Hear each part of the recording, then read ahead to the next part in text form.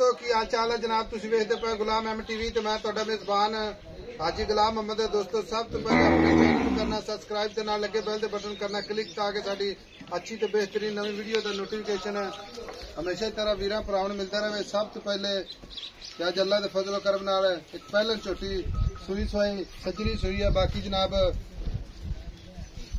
थन बड़ा माशाल्लाह सोहना लग्या चौं नुकरा ते माशाल्लाह बाकी कद चंगा लाम चंगी पूरी बरीक माशाल्लाह एक हड्डी खुदा पुठा टाक कैमरे नजर है।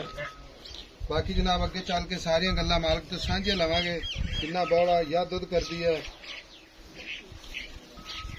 अस्सलाम वालेकुम जी। वालेकुम सलाम। वीर जी की हाल है? ठीक ठाक। छोटी अपनी किन्ने दिन हो गए सूई? छोटी नु आज त्रीजा दिन हो गया। 3 दिन हो गए? हाँ जी। ते पहले छोटी है? हाँ जी।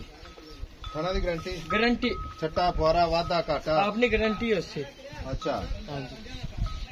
गल इस तरह की झोटी आप विखाते पे? हाँ जी। झोटी की गारंटी अगले के घर तक? हाँ जी। खाने च वाधा घाटा छट्टा फुआरा मझ चो भी लेनी इंशाल्लाह। हाँ जी, कोई वीर भरा ना आ सके तो आप इंशाल्लाह ऑनलाइन भी भेजिए तो आप चुआई करके भेजांगे। हाँ जी। तो मगर कट्टी कट्टा? कट्टी। अच्छा मगर कट्टी है। कैमरा मैन साहब बता रहे लो जाओ कट्टी है।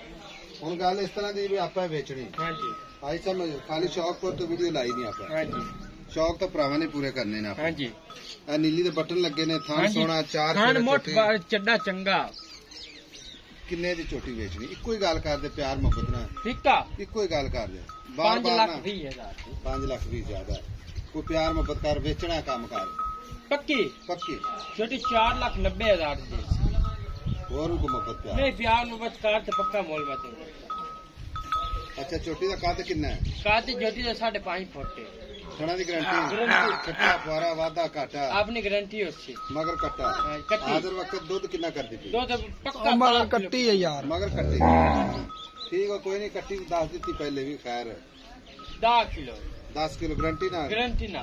ठीक हो गया लो जी मगर कट्टी 10 किलो हाजिर वक्त दुध 4,90,000। वीडियो अच्छी लगे तो अपने चैनल शेयर लाइक मोहब्बत कमेंट हमेशा तरह जरूर करने ने।